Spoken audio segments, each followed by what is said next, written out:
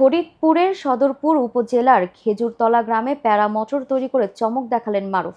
আকাশে উড়ার স্বপ্ন দেখতেন ছোটবেলা থেকে। এইচএসসি পাশ করে কলেজে ভর্তি হলেও পরিবারের দারিদ্রতার কারণে লেখাপড়া চালাতে পারেনি, কিন্তু আকাশে উড়ার স্বপ্ন তাকে ফেরাতে পারেনি। প্যারা মোটর তৈরি করতে অনেক বকাঝকা শুনতে হলেও উড়ার পরে আনন্দে আত্মহারা পরিবারের লোকজন। ইউটিউবে ভিডিও দেখে বিভিন্ন যন্ত্র দিয়ে কয়েক মাসে মারুফ তৈরি করেন প্যারা মোটর। সুযোগ পেলে আরো বড় প্যারা মোটর তৈরি করবে বলে জানান মারুফ।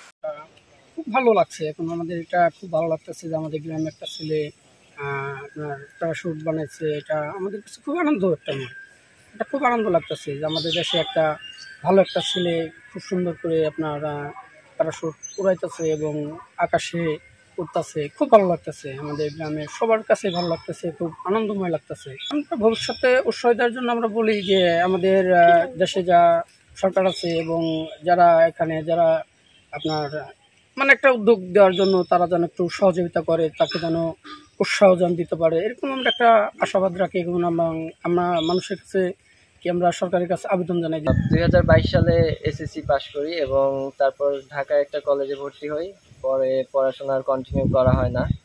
আর বর্তমানে আমি ইলেকট্রিক কাজ, এসি ফ্রিজের কাজ করতেছি।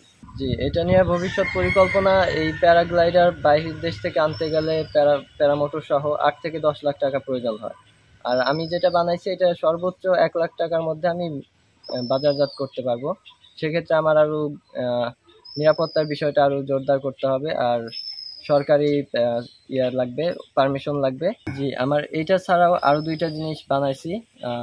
একটা হচ্ছে পৃথিবীর 5% মানুষের হাত পা ঘামায়, এটা অনেক বড় একটা সমস্যা। ডিফেন্সে চাকরি হয় না, তারপর এটা খুবই সমস্যা, যারা ভুগতেছে তারাই বুঝে।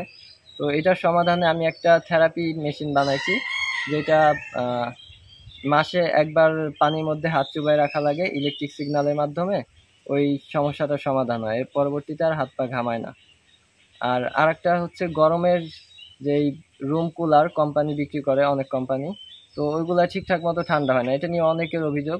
এই সমস্যা দেখে আমি ছোট সাইজের কম্প্রেসার, তারপর চেম্বার, কন্ডেন্সার, একটা এসিতে যা থাকে সব পার্টস দিয়ে আমি ছোট সাইজের একটা পোর্টেবল এসি বানাইছি। তো এটা আমার ভবিষ্যতে বাজারজাত করার পরিকল্পনা আছে। এখন এই জিনিসগুলো নিয়ে আমার গবেষণা চলতেছে।